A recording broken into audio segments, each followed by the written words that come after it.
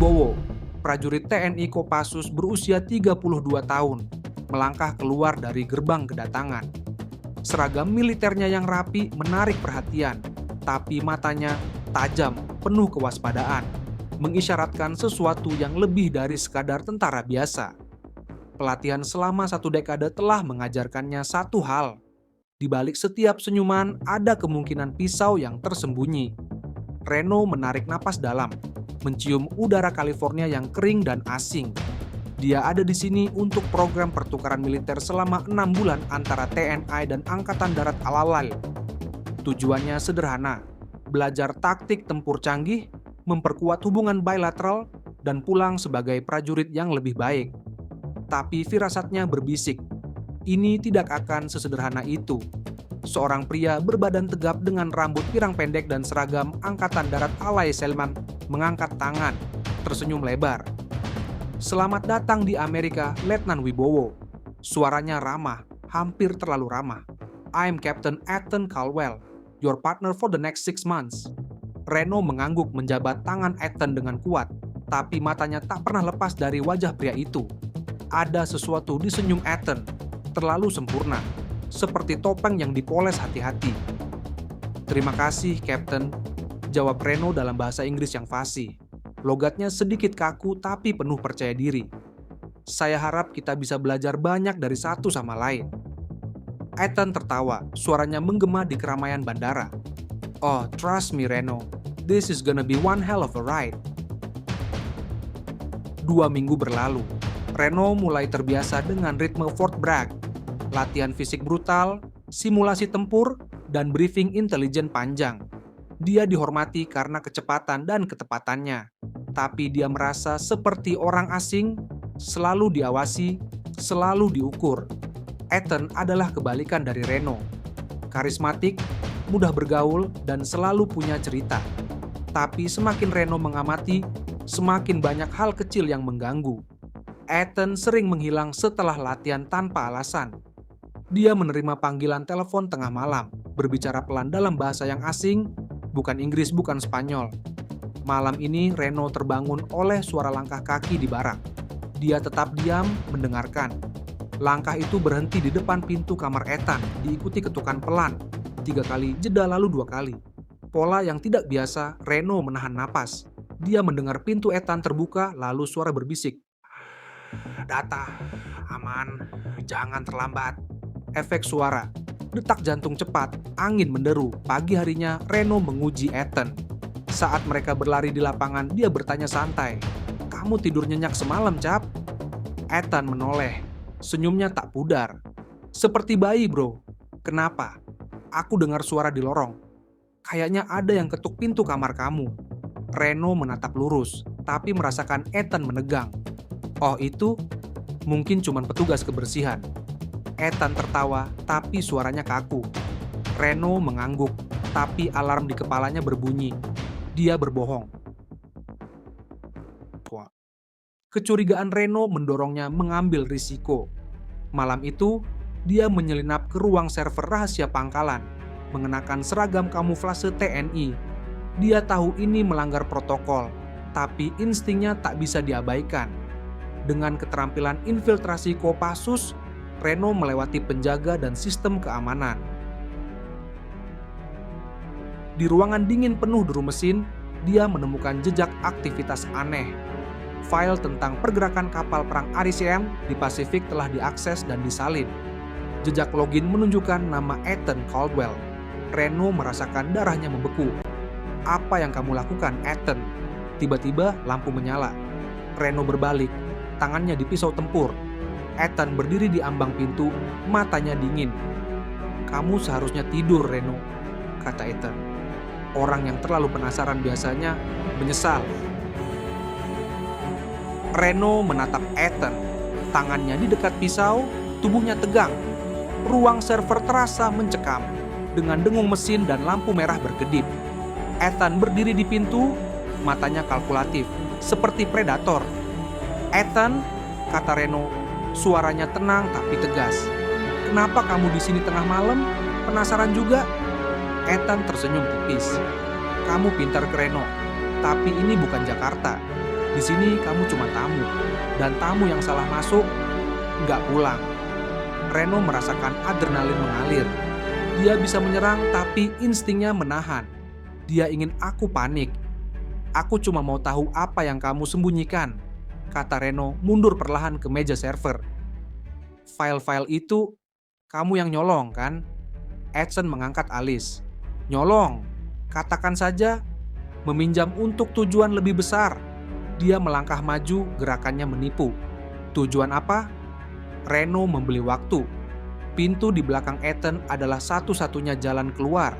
Ethan memandangnya dengan iba. Dunia ini nggak hitam putih, Reno. Kadang untuk menyelamatkan sesuatu, kamu harus menghancurkan yang lain. Alarm tiba-tiba meraung.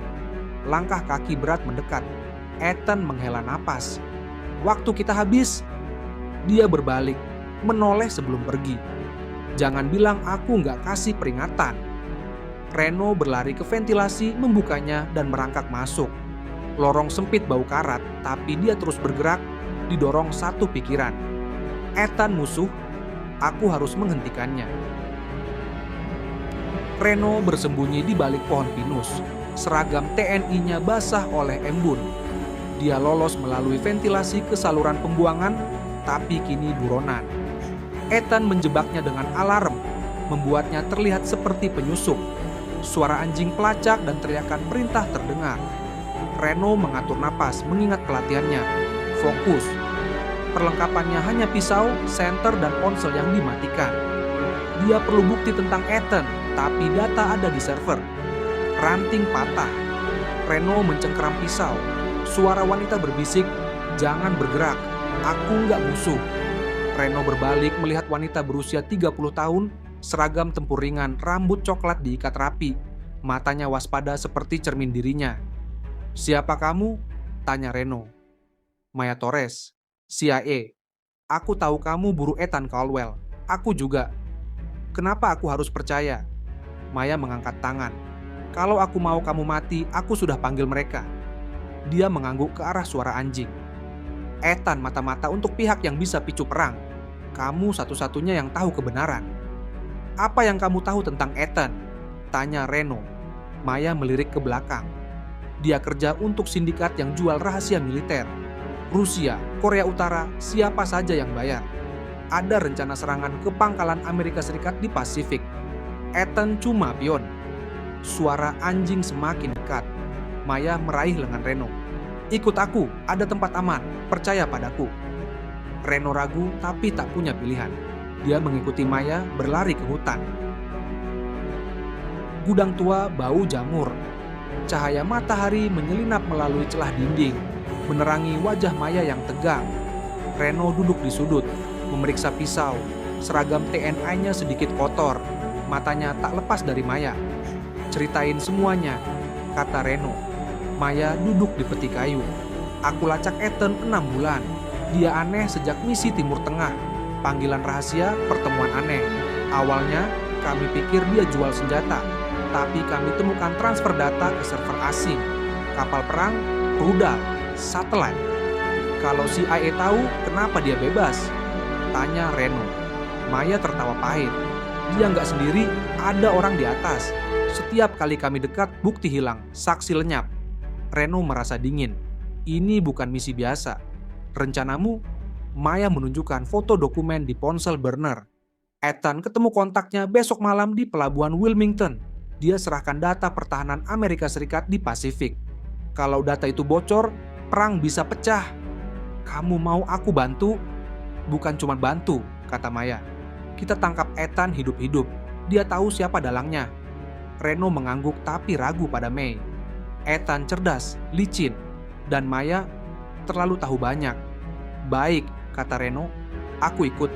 Tapi kalau kamu bohong, Maya, kamu menyesal. Maya tersenyum tipis. Sama, Letnan. Maya menjelaskan rencana. Menyamar sebagai pekerja dermaga. Memasang pelacak pada Ethan. Reno setengah mendengarkan. Pikirannya melayang ke misi di Papua 3 tahun lalu. Dia memimpin tim Kopassus menyelamatkan Sandera. Semua mulus, hingga seorang rekan mengkhianati mereka. Informasi bocor, 2 prajurit tewas. Reno selamat, tapi luka batin itu tetap. Sejak itu, dia tak percaya siapapun. Reno, Maya membuyarkan lamunan. Kamu dengar? Ya, pelacak. Menyamar? Maya mengerutkan kening. Kamu nggak yakin? Kalau kamu nggak serius, kita mati malam ini. Aku nggak suka main sama orang asing, kata Reno. Motifmu apa, Maya? Motifku menghentikan Ethan, jawab Maya. Nggak ada agenda lain. Itu yang dikatakan semua orang, balas Reno. Sampai mereka tarik pisau. Maya mencondongkan tubuh. Simpan trauma itu, Reno. Kalau Ethan menang, jutaan mati. Fokus. Reno menegang, tapi tahu Maya benar. Baik, ayo selesaikan. Firasat buruk menggerayangi. Maya tahu terlalu banyak tentang Ethan, tentang dirinya. Pengetahuan adalah senjata. Mobil pickup Maya melaju menuju Wilmington. Reno memeriksa pistol, alat pelacak, dan radio dan siap untuk misi. Matahari tenggelam, langit merah seperti pertanda. Kamu pernah ke pelabuhan? Tanya Reno. Maya mengangguk. Beberapa kali. Tempat kacau, peti kemas, pekerja, penyelundup. Cocok untuk transaksi rahasia? Ponsel Maya bergetar. Dia mematikannya cepat. Siapa itu? Tanya Reno. Kontak CIA. Update, jawab Maya. Ragu sepersekian detik. Tunjukkan. Maya kesal. Kita nggak punya waktu. Tunjukkan, ulang Reno. Mobil terguncang keras dihantam sesuatu. Turun, teriak Maya menarik pistol. Reno berguling ke parit. 2 SUV hitam melaju, lampu membutakan. Tembakan berderai. Ini timmu, Maya? Tanya Reno sarkastik. Bukan, orang-orang Ethan. Maya membalas tembakan. Reno menembak kaki penyerang. Maya menghancurkan ban SUV. Mereka mundur ke hutan. Peluru menghujani. Reno melihat ponsel Maya jatuh, layarnya menyala. Wibowo tahu terlalu banyak, selesaikan. Jantungnya membeku. Maya. Pelabuhan Wilmington adalah labirin peti kemas. Diterangi lampu neon berkedip. Reno dan Maya lolos dari serangan, tapi ketegangan di antara mereka seperti tali yang siap putus. Reno belum menghadapkan Maya tentang pesan itu. Ethan dulu. Mereka menyamar sebagai pekerja dermaga, mengenakan rompi reflektif. Rencana, temukan Ethan, pasang pelacak, ikuti ke kontaknya. Kamu lihat dia? Bisik Maya via radio. Reno mengintip, melihat Ethan di dermaga 3, berbicara dengan pria bertubuh kecil dengan koper. Di sana, bisik Reno. Aku yang pasang pelacak. Maya mengerutkan kening. Kamu nggak percaya aku? Bukan waktunya ngobrol. Reno menyelinap mendekati Ethan. Dia melihat Ethan menyerahkan USB ke pria itu yang lalu pergi. Reno melempar pelacak ke jaket Ethan. Ethan berbalik, matanya mengunci Reno. Reno, katanya, tenang tapi mengancam. Kamu benar-benar nggak bisa diam ya? Reno berdiri di antara peti kemas, tangannya di pistol, mata terkunci pada Ethan. Pelabuhan sepi, hanya suara ombak dan derit logam. Ethan tersenyum, tapi matanya penuh perhitungan. Kamu jauh dari rumah, Reno, kata Ethan. Kenapa nggak pulang aja? Nikmati pantai Bali, lupain ini semua. Aku nggak suka pengkhianat, balas Reno. Apa yang kamu jual, Ethan? Nyawa berapa orang? Ethan tertawa pelan. Kamu pikir ini soal uang? Kamu naif. Aku nggak punya pilihan. Reno mengerutkan kening. Pilihan? Kamu nyuri data rahasia? Ethan melangkah mendekat, tangannya rileks. Mereka pegang keluargaku, Reno, istriku, anakku. Kalau aku nggak lakukan ini, mereka mati. Reno menahan napas. Kebenaran atau manipulasi? Dia tidak bisa memastikan. Sejak kapan tentara Amerika jadi penutup sindikat? Tanya Reno. Data Ethan menggeleng. Bukan sindikat, ini lebih besar. Orang-orang di atas, Reno. Orang yang pegang kendali. Kamu pikir aku mau di sini? Aku cuma pion, sama kayak kamu. Tiba-tiba Maya muncul dari bayang-bayang, pistol di tangan. Mundur, Ethan, katanya. Suaranya keras. Ethan melirik Maya, tersenyum. Oh, Maya, masih main pura-pura setia? Reno menoleh ke Maya. Apa maksudnya?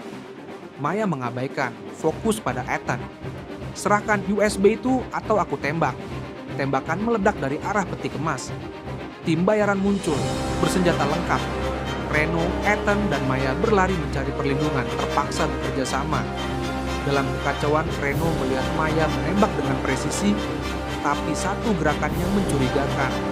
Dia membiarkan salah satu bayaran lolos dengan koper. Reno, Ethan, dan Maya bersembunyi di gudang kosong. Napas mereka tersengal setelah baku tembak. Pelacak di jaket Ethan masih aktif, memberi mereka jejak ke kontaknya. Tapi ketegangan di antara mereka memuncak. Reno menghadapkan Maya, suaranya dingin. "Aku lihat pesan di ponselmu. Wibowo tahu terlalu banyak, selesaikan. Jelasin." Maya menegang tapi matanya tak goyah. "Itu dari atasan di CIA. Mereka pikir kamu ancaman karena tahu tentang Ethan. Aku diperintah bunuh kamu tapi aku nggak lakukan." "Kenapa?" tanya Reno. "Karena kamu satu-satunya yang benar-benar mau hentikan ini," jawab Maya. "Aku muak sama permainan mereka." Ethan tertawa pahit. "Kalian berdua lucu, saling curiga padahal musuh sebenarnya di luar sana." Reno menoleh ke Ethan. "Ceritain tentang keluargamu. Kalau kamu bohong, aku selesaikan sendiri." Ethan menghela napas, menunjukkan foto di ponselnya. Wanita dan anak kecil tersenyum di taman. "Mereka diambil 3 bulan lalu. Aku disuruh jual data atau mereka mati." Dalangnya Kolonel James Hargrove, perwira tinggi di Fort Bragg. Dia kerjasama sindikat internasional untuk picu konflik di Pasifik. Keuntungan perang Reno, miliaran dolar. Reno merasakan kepalanya berputar. Konspirasi ini lebih besar dari yang dia bayangkan. Tapi apakah Ethan bisa dipercaya dan Maya? "Kita kejar kontak itu," kata Reno akhirnya. "Tapi kalian berdua, satu langkah salah, kalian selesai." Pelacak membawa mereka ke pangkalan rahasia di pinggiran Wilmington, gudang tua yang disamarkan sebagai fasilitas logistik. Reno, Ethan, dan Maya menyusup menggunakan keterampilan masing-masing. Reno dengan infiltrasi, Maya dengan intelijen, Ethan dengan pengetahuan tentang sindikat. Di dalam, mereka menemukan server dengan data rahasia AS siap dikirim ke pembeli asing. Reno mengunduh bukti. Seragam TNI-nya basah oleh keringat. Tapi alarm berbunyi. Penjaga bersenjata menyerbu masuk. Dalam baku tembak, Ethan terluka, tapi bersikeras melindungi Reno. "Keluargaku, tolong," katanya. Napasnya lemah. Reno ragu tapi mengangguk. "Aku janji." Maya memimpin jalan keluar, tapi di lorong mereka dihadang Kolonel Hargrove dalam konspirasi. Hargrove berdiri di lorong dikelilingi penjaga. Wajahnya keras, tapi matanya penuh kesombongan. "Kalian terlambat," katanya. "Data sudah dikirim. Perang akan datang dan aku akan kaya." Reno menatapnya, amarah membakar. "Kamu jual negara untuk uang?" Hargrove tertawa. "Negara? Cuman alat, letnan. Seperti kamu." Ethan, meski terluka, menyerang penjaga, memberi Reno kesempatan. Dalam kekacauan, Reno melawan Hargrove. Pertarungan brutal yang menguji fisik dan mentalnya. Seragamnya robek di beberapa bagian. Maya menghack server, menghentikan transfer data, tapi ledakan tiba-tiba mengguncang pangkalan. Ethan, dengan sisa tenaga, melemparkan granat untuk menahan penjaga, tapi dia terjebak di ledakan. Reno berteriak, tapi Maya menariknya keluar. "Dia sudah pergi, Reno. Kita harus lari." Reno dan Maya lolos, tapi pangkalan hancur. Data aman. Hargrove tewas, tapi Ethan hilang. Reno merasa bersalah. Dia janji selamatkan keluarga Ethan. Maya, terluka tapi hidup, menyentuh bahu Reno. "Kamu nggak bisa selamatkan semua orang." Reno mengangguk, tapi kata-kata itu kosong. Dia memikirkan Papua, prajurit yang hilang, dan kini Ethan. Maya menyerahkan USB dengan bukti konspirasi. "Serahkan ini ke atasanmu. Sindikat selesai. Untuk sekarang." Reno menatapnya. "Kamu akan lari?" Maya tersenyum lelah. "CIA nggak suka agen yang nggak patuh. Mungkin aku coba hidup normal." Mereka berpisah. Reno menuju kedutaan Indonesia. Pikirannya penuh keraguan. Reno berdiri di balkon apartemennya, memandang Jakarta yang ramai. Dia dihormati sebagai pahlawan, tapi hatinya berat. Bukti konspirasi menyingkap jaringan sindikat, tapi keluarga Ethan tak ditemukan. Sebuah paket tiba pagi itu, tanpa pengirim. Di dalamnya, foto Ethan dengan keluarganya dan catatan, "Kami aman, terima kasih." Reno tersenyum tipis tapi ponselnya bergetar. Pesan anonim, "Hargrove bukan akhir. Hati-hati, Letnan." Dia memandang kota, bayang-bayang masa lalu dan masa depan bercampur. Di dunia ini, pikir Reno, bayang-bayang selalu ada dan kadang mereka lebih dekat dari yang kita kira.